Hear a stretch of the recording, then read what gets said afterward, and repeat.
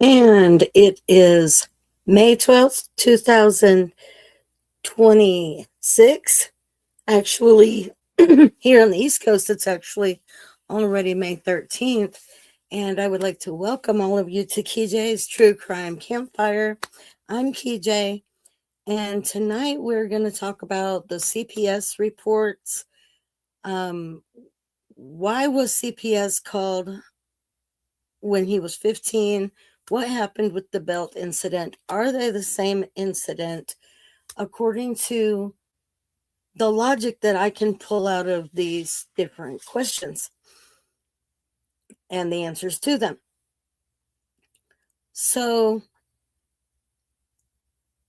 Chris and Katie Proudfoot had a phone call with SmileyStoreysworld on March 20th, 2024.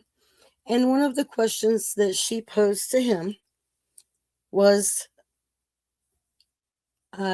asking about whether he has had any CPS report complaints on him. And I just like to dive right into it. And right now I'm a brand new YouTuber, and it's 12:30 in the morning, so I don't have a lot of small talk. Let's just go straight in to what we want to learn here tonight. Questions. People wanted to ask me the hard questions. By golly, let's get these hard questions out. Sorry, but I just... And how do I pause it? Okay. And this is credit to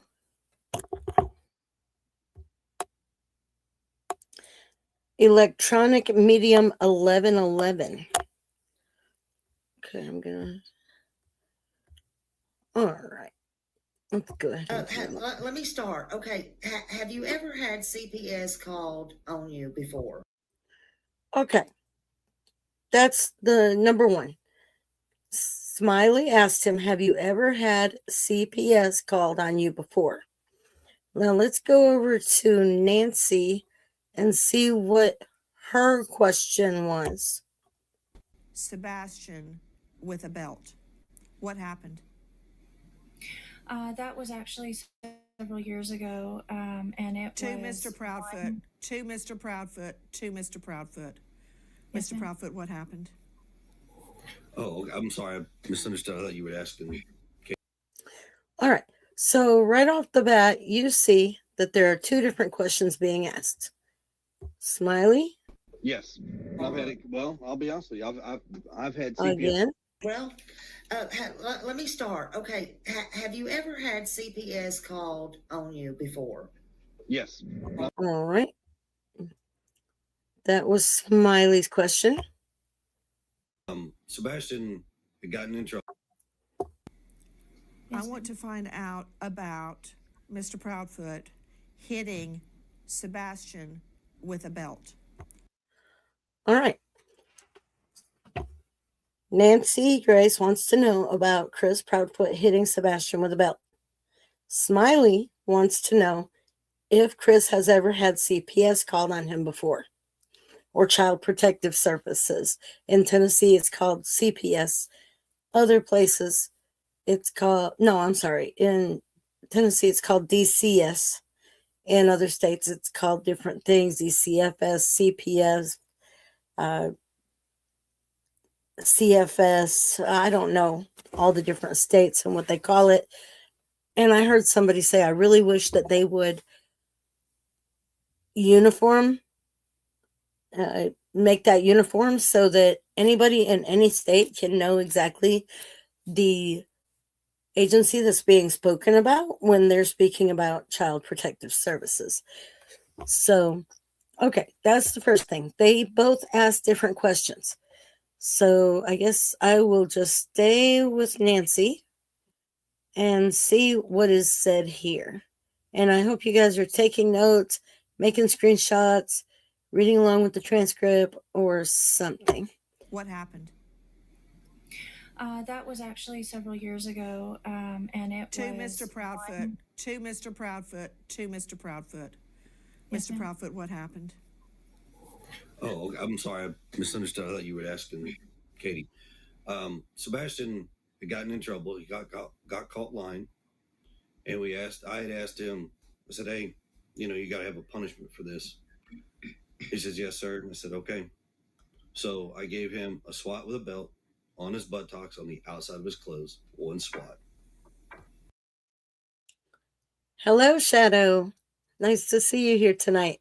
So tonight we're going over the difference between Smiley Story World's question to Chris Proudfoot. She asked him if he's ever had DCS called on him. And then Nancy, she asked him to tell her about Chris hitting Sebastian with a belt. Two separate questions, first of all. Now, we have just heard Chris's response to that, and we'll go on a little bit further here. What did he lie about? Honestly, I don't remember at the time, but it was probably something dealing with school, because that's You don't remember, or he majority where didn't his think to make issues that lie. part up yet? In my Did he opinion, have other just a issues question. at school? Some behavioral stuff, but nothing too crazy. So we're going to say that most of Sebastian's problems were happening at school. But again, you can't be very specific about that, because you know that Sebastian's problems weren't mostly at school. Sebastian's problem was mostly Chris Proudfoot, in my opinion. He has a hard time. He's like awkwardly socially, like blending in with students. So it's a little. He's trying to figure out how to do it, but respecting people's space. He gets a little too close, and then kids don't really accept. I'm looking at this facial expression that Chris Proudfoot is making right now while he is trying to explain this. And to me, this is kind of a minimizing sort of a facial expression, like almost like he's trying to take up for Sebastian at the same time that he's trying to blame him for everything. Let me know what you think in the comments. I'm going to back that up just a little bit. I want to watch that facial expression.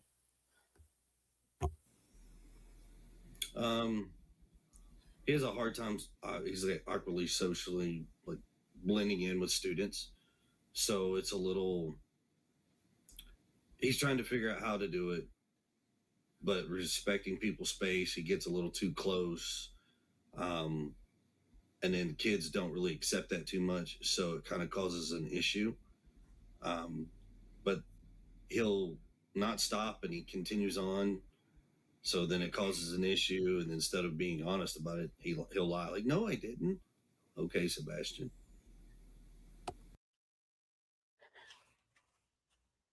Yeah, let me know what you think about that in the chat. But that face that he was continuing to make as he was telling the story about Sebastian's behavioral issues at school, to me, it looked like I'm sitting here taking up for Sebastian. What he did wasn't really not all that bad. It's terrible that he had to have trouble over that at school. But then he suddenly kicks out of that when he starts talking about Sebastian lying about it.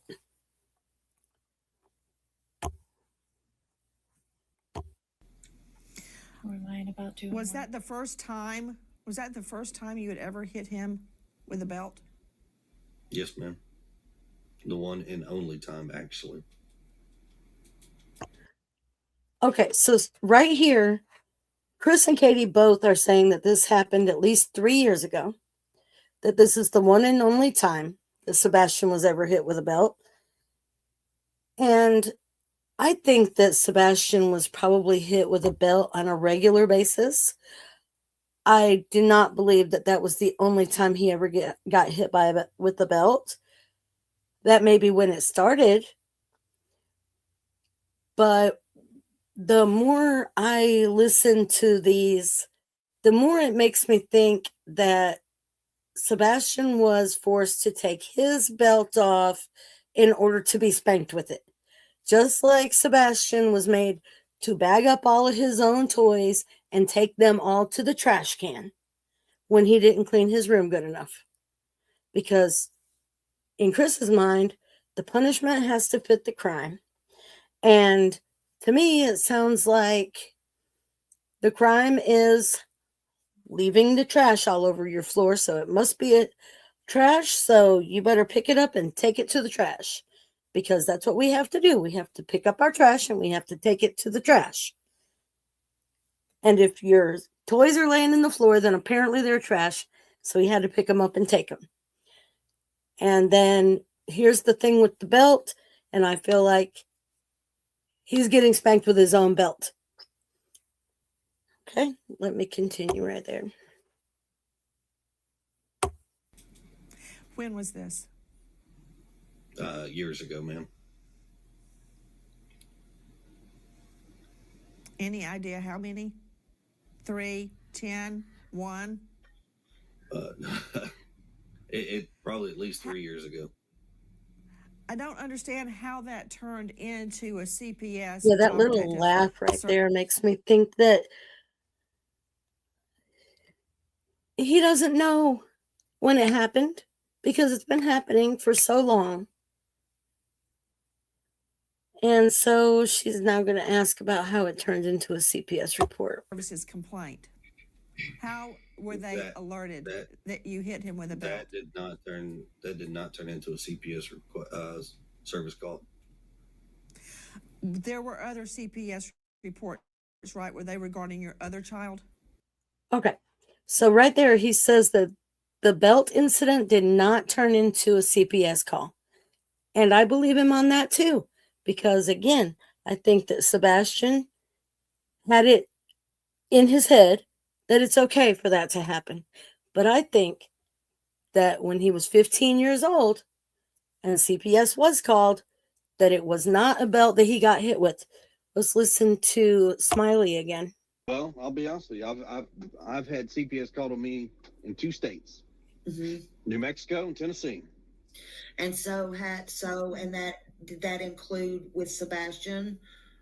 Tennessee was Sebastian, yes, ma'am. Okay. And in fact, Sebastian here, like I said, I got nothing to hide. So Sebastian went to school one day because we were at the house. He got in trouble. He didn't have a belt on.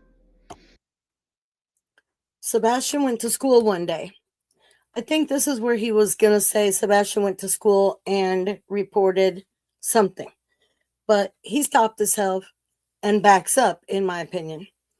So then he says we were at the house and Sebastian was in trouble for something. I'll back that up a little bit. And he didn't have a belt on, okay? Hope I didn't go back That too far. include with Sebastian? Tennessee was Sebastian, yes, ma'am. Okay. And in fact, Sebastian here, like I said, I got nothing to hide. So Nothing to Sebastian went to school one day because we were at the house. He got in trouble. He didn't have a belt on.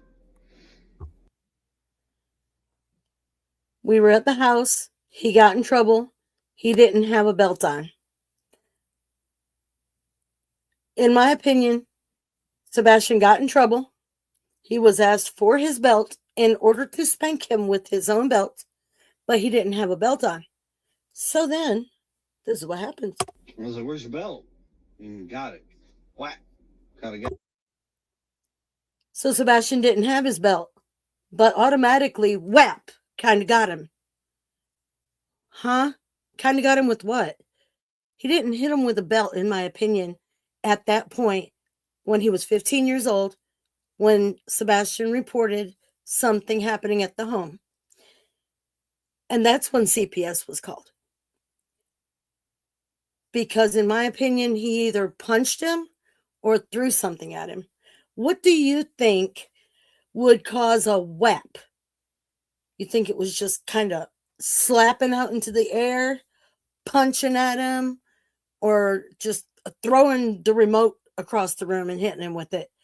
Or what do you think could have caused that whap? Kind of got him. Because I definitely don't think that it was a belt that he got him with, because remember, Sebastian didn't have it on. So now he's going to go to school, right? Got him.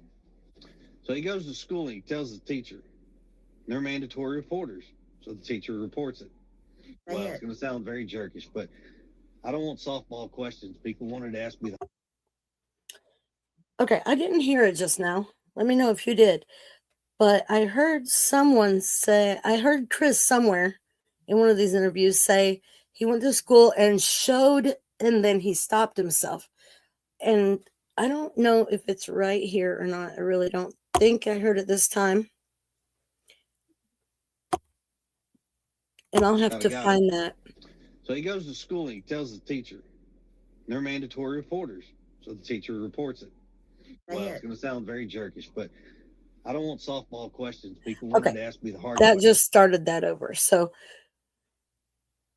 in one video, which I do not have in front of me right now, Chris Proudfoot says that Sebastian went to school and showed. What did he show? It's not that he. What did he show? A belt across the back of his jeans from the night before? No. He showed some kind of a welt, an injury, a cut, a bruise. He showed something that made the mandatory reporter in the school that he reported to make the report. And it was not anything that could be seen from a belt across denim. That doesn't leave marks. That doesn't leave anything to show. So I definitely feel that he hit him with something much worse than a belt across the buttocks one time on the back of his pants. No. That's not what happened. I believe these are two different incidences. Again, the belt one, they may be referring to the first one. They may be referring to a made-up one. But he did not, in my opinion, get hit with a belt when he was 15 years old and reported that. So I believe Chris Proudfoot that the belt incident did not turn into a CPS request. And I believe him that a 15-year-old was upset that he got punished, because Chris Proudfoot's version of punishment is not one that should be used on children, especially not a child with special needs. But praise the Lord that this beautiful child with special needs was brave enough, smart enough, and self-aware enough and self-advocating enough to go and tell somebody so that he could get help. Now, I don't know if that got him removed from the home one way or the other. I don't know if it got Chris Proudfoot removed from the home one way or the other. But, I'm saying I don't know what the complete outcome of that was. But he may have been literally getting scared for his life, which is why he reported it. And hopefully that's not why he's gone. And hopefully, in my opinion, he's alive. And in my opinion, he's being hidden somewhere. And he never made it home from Texas Roadhouse. And the biggest thing that makes me think that he never came home from Texas Roadhouse is just all of the theories, all of the questions, all of the, everything that put it all together. And it feels like there are big questions. Did he make it home? Did he not? Is he alive? Is he not? And the only way I can put it to end the 3 a.m. video, let's not forget that. If Sebastian made it home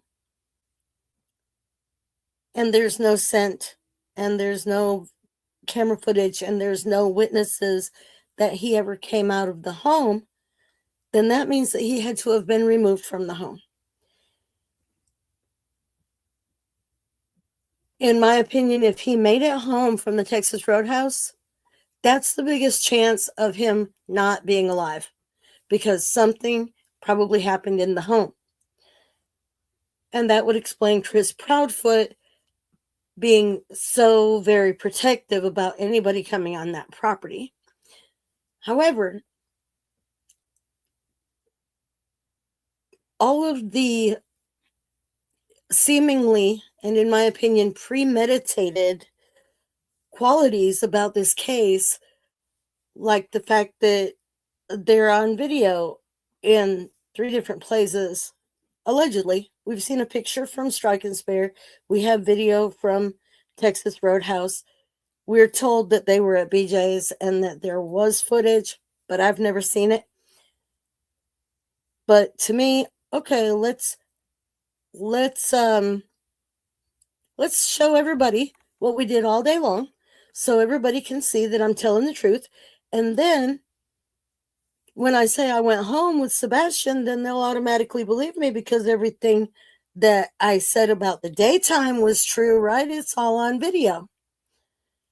And he was wearing shoes and he was wearing pants and he was wearing a t-shirt. And those things are all found in the house. We don't have video of Sebastian taking out the trash. Seth couldn't verify that it was Sebastian taking out the trash. The FBI came out. They did a very bad update, not even getting his age right. They didn't say, yes, we verified that was Sebastian taking out the trash, even though Katie wants to say that they did.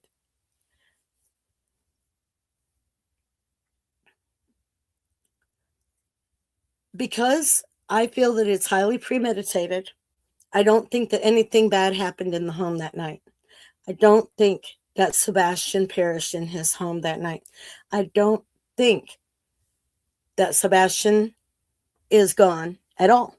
I think that it was all about money, all about selfishness, but not about hate and not about murder. I just don't feel that way. I feel that Sebastian's alive. That's why I'm working on age progression AI images so that we can get lots of ideas about what Sebastian might look like now. We're looking for one of any of, 200 different looks out there, He could be blonde. He could have black hair. He could be bald. He could have facial hair. We don't know. But I feel that he's out there alive and that we will find him someday, maybe on accident. Maybe he'll come out and come home. Maybe somebody will grow a set or a heart and just go get him and bring him home and take their accountability. Take responsibility for their actions. They needed this for a certain amount of time. Okay, that time's over. He's 18. You don't have to pay child support for Seth to keep him now because he's 18. Okay, hopefully December, we're going to see Sebastian again. That's my hope. That's my prayer. And if it happens before then, praise the Lord. I've been praying for him to come home before every single anniversary, before every get together, before every vigil. And it hasn't happened yet, but I believe it's going to happen. I believe we're going to get Sebastian back and he's going to be alive. Now, whether he's going to be up to talking to us, that's a different story. And we need to give him his space on that. But I wouldn't be here right now if I thought Sebastian was gone. See, I came into the true crime community at the beginning of Sebastian Rogers' case. I had no idea that it existed. I used to watch Danielle Kirsty and Bailey Sarian and all these cases that are already solved. They would give you the people's childhood all the way up through and tell you the end of the story. And, you stress about it for a while and you go on to the next one. But when I heard about the landfill search, I came to YouTube because I don't have regular normal TV. And I just put his name in there, and that's when I found the true crime community. Well, at that time, unfortunately, there was another child that went missing on the same day, and her name was Madeline Soto.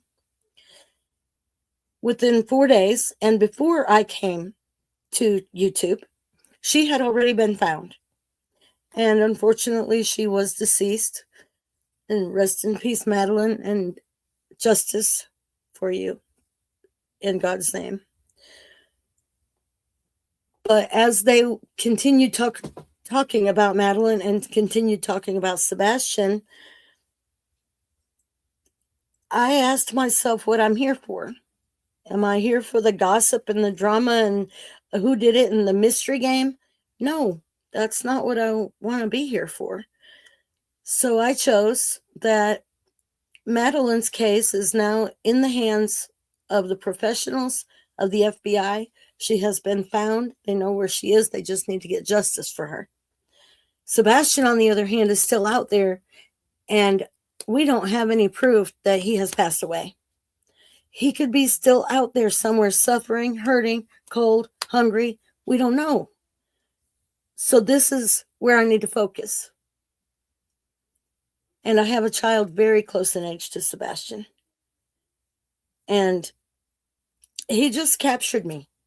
And I decided to focus on Sebastian's case and only Sebastian's case. Now, sometimes if something quick and local comes up, I did cover a case called Tammy West, who was missing here close to me in McCreary County, Kentucky. I went out and searched for her, boots on the ground. I wasn't the one that found her, but she was found the same day. I was able to be there for that heartwarming reunion with her family. And the next day I went back and knocked on her door and asked her if I could interview her, and she gave me the interview because she wanted to help other people not go through the same thing that she had went through and that her family went through. So, that was a little detour off of Sebastian's case, but my heart is with Sebastian. And I'm looking for like-minded people that are just completely open and willing to talk about Sebastian. I've got some comments here I have not looked at, and I am so sorry. Shadows says, I don't think Chris was allowed to be home when Sebastian was there. And that's a very big possibility. Now, of course, hi, Kylie, as well. Thank you so much about the pics. I think it's going to do a lot of good. We need to have a lot of people to be able to look at different possibilities of what Sebastian looks like now. We've had those 3 pictures maybe that were pretty close to the age he was when he disappeared, but then a lot of pictures from when he was smaller. So actually, that's probably another idea. We could put in those younger pictures and say this picture here from 15 is an age progression of the same child from years before that. So make this same child progress in age and give him different hairdos, different hairstyles, different facial hair, different glasses, things like that. But anyway, I was going back to Shadow's comment about not believing that Chris was allowed to be home when Sebastian was there. I don't know. I haven't seen that. The only thing that I heard was Chris saying that the CPS worker took Sebastian outside where they didn't have cameras, right? Quote unquote. And she told Sebastian that he could actually get in trouble for what he had said because it wasn't true. How did Chris know that if this lady took him outside to tell him that and there weren't any cameras? Would he have a glass up to the wall, up to the window trying to hear? Was he that worried about what was going to be said between them in private? How does he know what was said? I don't know.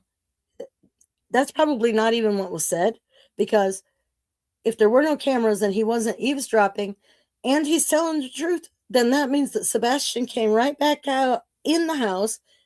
The lady left. They sit down at dinner and Sebastian says, she told me this and this and this, and she really put me in my place, and now I know that I could get in trouble. No, that didn't happen. Sebastian's not going to go in there and tell his alleged abuser that he was right. Not happening. We can all put that 2 and 2 together. So, yeah, it's very possible that he was not allowed to be home when Sebastian was there. It's very possible that he was very angry about that as well, and that he wanted his home back. I don't think they ever wanted Sebastian in their home. Realized that they moved in there, September of 22? That's right about the time they started asking Seth to take him, because I don't think they wanted him in that house at all. This is their little Purdy house, their little Barbie house, their little dream home. Why would they want Sebastian messing it up? These people aren't fit to be parents as much as I'm fit to be a Barbie doll. This is not even. I don't know how they're getting away with everything for so long. I'd like to form a group, maybe, I don't know, maybe a panel. I would like to speak to people, to throw it back and forth off of each other. It could be a conference call, or it could be a panel where I can just hear other people's voices and we can talk things out, and we can say, yeah, but this, so this, and really narrow down our theories a little bit better, because it seemed I've been watching so many live streams for so long now, over 2 years, and it just feels like there are a lot of good things in chat, but you just don't really get to the heart of them like you would speaking one-on-one with somebody. So I would love to actually have a group. It would be great if we could have a face-to-face group, maybe like and I don't know, I haven't been into Discord, but I do know that people talk about, like, it's more of a friendly conversation kind of a setting where you feel like you're more at a round table or something. I don't know. It's worth a shot. But anyway, this is just where I wanted to go. Let's listen to Nancy Grace one more time and see if we can get any more information out of this to decide whether they were two different ones or not. 2 weeks of it being put in place.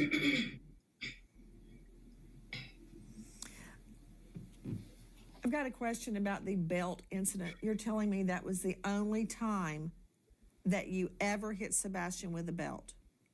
Yes, ma'am. And you're also telling me that did not make it to CPS? No, ma'am, that did not.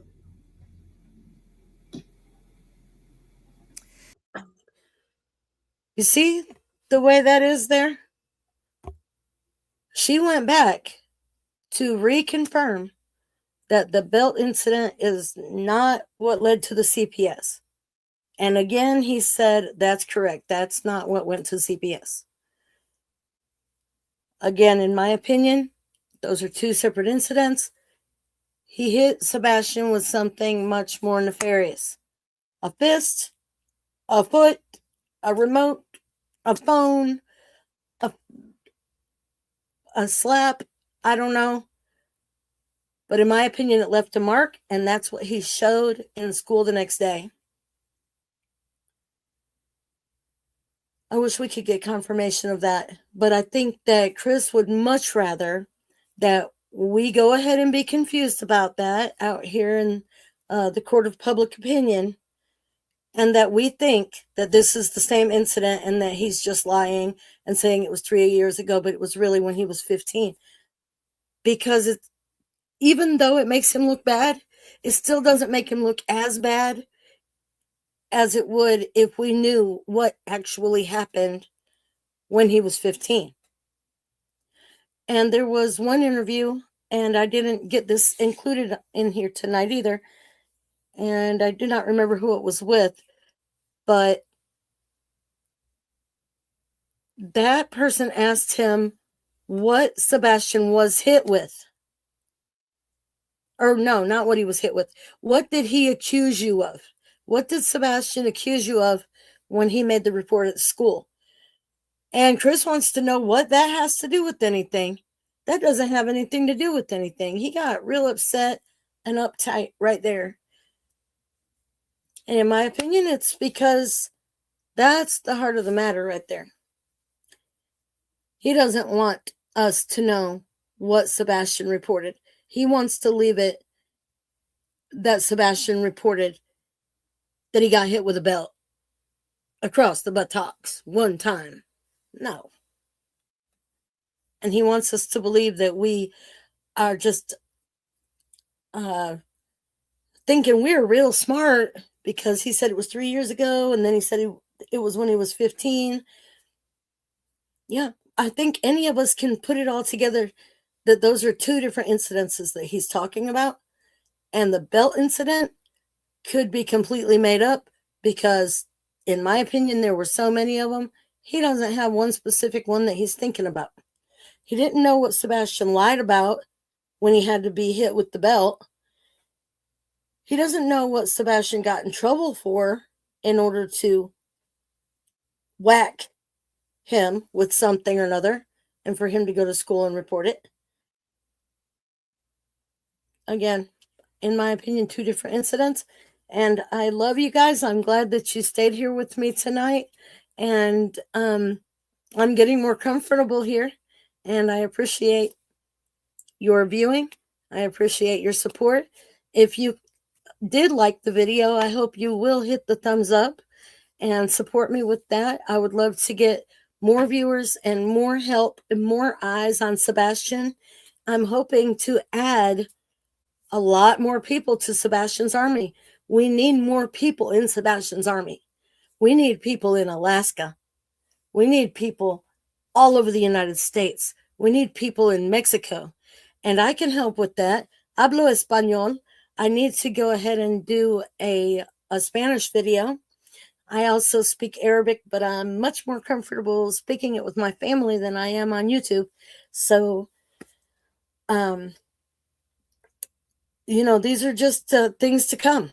I have several ideas for more videos, just like everybody else. I feel like it's extremely important to go through all of the interviews, all of the leaked phone calls, all of it. Every word out of the parent's mouth and Chris Proudfoot, because he's not a parent at all. Shoo, get away from me, ugly, in my opinion. Ew, I said that. All right, well, thank you so much for your time. It has been fun. It's 1:00 a.m. here on the East Coast, and it is time to go to sleep for tonight. But I will see all of you tomorrow night. I have made a commitment, 90 lives in 90 days. So even though I haven't centered in on a time exactly to go live, and I'm just kind of experimenting with what kind of time. And there are 3 people in here tonight, which is the most I've seen so far. This is my 3rd night going live, and I appreciate you being with me. So I will see you tomorrow. Have a wonderful night, everybody.